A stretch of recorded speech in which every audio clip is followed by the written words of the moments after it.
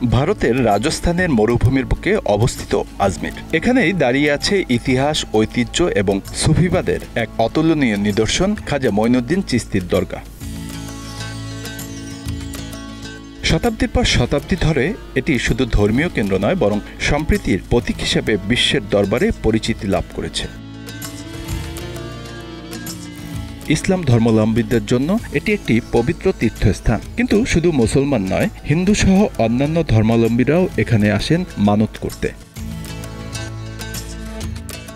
দরগারের মূল আকর্ষণ হচ্ছে খাজা মঈনুদ্দিন চিশতির সমাধি, যিনি সাধারণ মানুষের কাছে গরিবে নেওয়াজ নামে পরিচিত। তার উদার জীবনাদর্শন এবং মানবপ্রেমের বার্তা আজও মানুষকে আকর্ষণ করে। খাজা মঈনুদ্দিন চিশতি জন্মগ্রহণ করেছিলেন 1142 সালে ইরানের সানজারে। তরাইনের যুদ্ধের পর তিনি 1192 সালে আজমিরে আসেন। সেই সময় ভারতবর্ষে মুসলিম শাসনের সূচনা।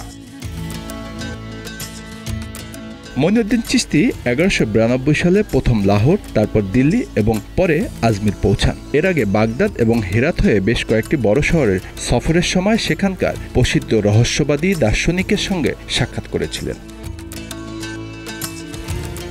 কুতুবউদ্দিন আইবেক থেকে শুরু করে রাজিয়া সুলতানা পর্যন্ত এই দরগারে বহু শাসকই উপস্থিত হয়েছেন। কথিত আছে রাজিয়া সুলতানা নিজে একাধিকবার এখানে এসেছেন।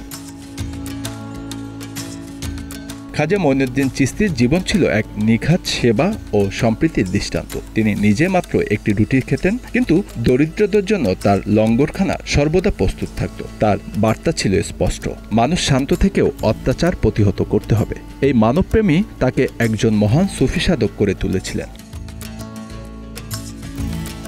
এই দরগা নিয়ে ইতিহাসবিদদের মধ্যেও রয়েছেন নানা মতামত। বিশিষ্ট সমাজ সংস্কারক হরবিলাল সারদা তার বইতে উল্লেখ করেছেন, এই দরগা সম্প্রীতির এক নিদর্শন, কিন্তু সাম্প্রতিক সময়ে এটি বিতর্কের কেন্দ্রবিন্দুতে রয়েছে। হিন্দু সেনার সভাপতি বিষ্ণুগুপ্তা দাবি করেছেন এই দরগা এক সময় শিব মন্দির ছিল। তার এই দাবির পক্ষে তিনি ঐতিহাসিক কিছু তথ্য উপস্থাপন করেছেন। তিনি এ নিয়ে আদালতের দ্বারস্থ হয়েছেন, সেখানে হিন্দুদের পূজা করার অনুমতির জন্য আবেদন জানিয়েছেন।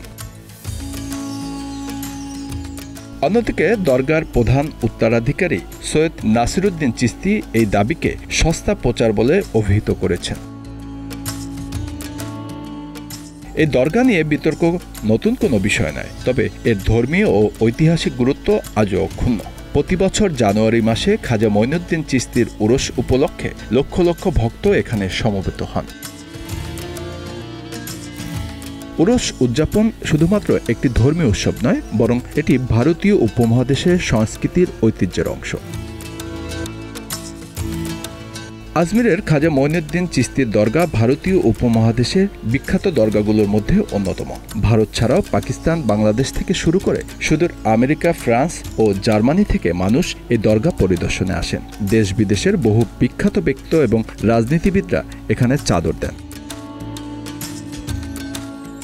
Bangla affairs news desk.